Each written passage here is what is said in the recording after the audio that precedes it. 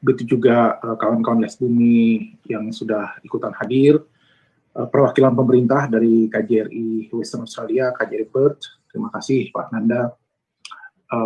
Begitu juga dari moderator Syahir Ridwan Makassari, dari jajaran PCI NU baik di tingkat federal maupun di tingkat state, di Western Australia maupun di federal. Ini ada Syekh Tufel, ada Syekh Dodi, begitu juga kawan-kawan ini ada yang datang yang hadir dari Riyadh, ada dari Malaysia.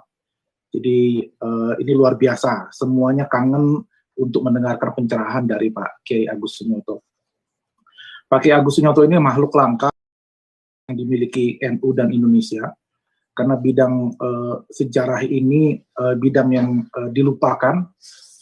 Sekarang ini dianggap tidak menghasilkan posisi ataupun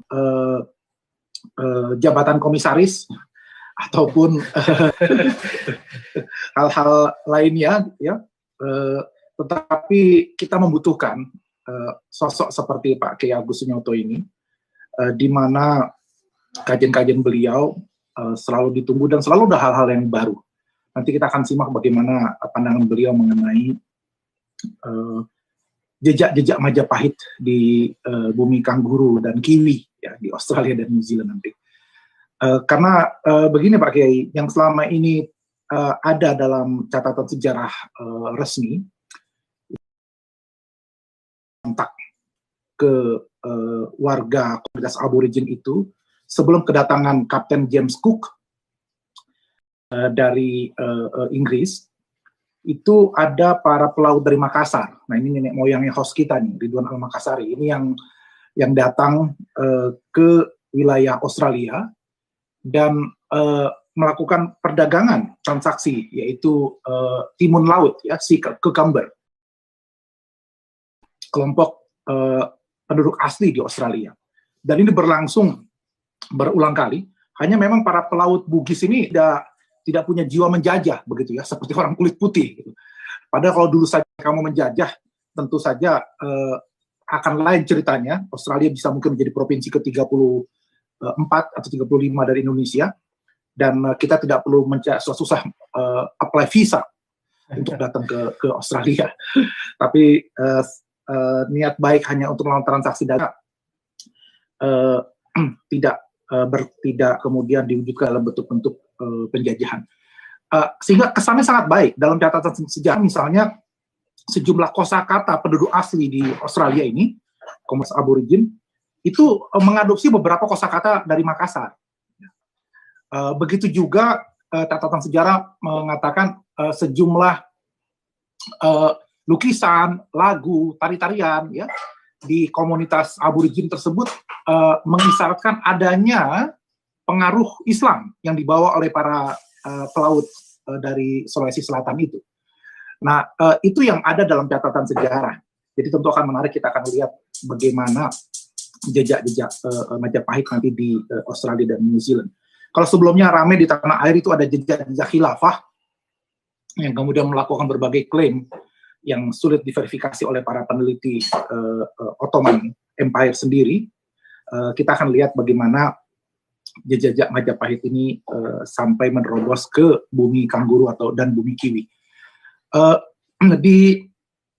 Di Australia sendiri jumlah penduduk Muslim ini Pak Kiai Agus Sunyoto mungkin sekedar memberikan informasi bahwa ada sekitar 25 juta dalam sensus terakhir penduduk Australia, dan penduduk Muslim itu di sini kurang dari 3%. Sebagian mengatakan seharusnya lebih jumlahnya karena banyak yang tidak mau mengaku dalam sensus dan tidak ada kewajiban untuk menyatakan agamanya apa dalam kolom sensus, karena mereka khawatir kalau terjadi sesuatu antara kaum imigran dengan pemerintah, maka mereka akan dapat efek negatifnya, sehingga itu mereka tidak berani mencantumkan agama, sehingga ada yang menduga jumlahnya lebih dari 3% sebetulnya, mungkin 5% atau 7%. Tapi kalau kita ambil data resmi, ya itu kurang dari sendiri, itu kurang dari 3% dari jumlah yang 3% Muslim secara total itu tadi. Jadi memang tidak terlalu banyak.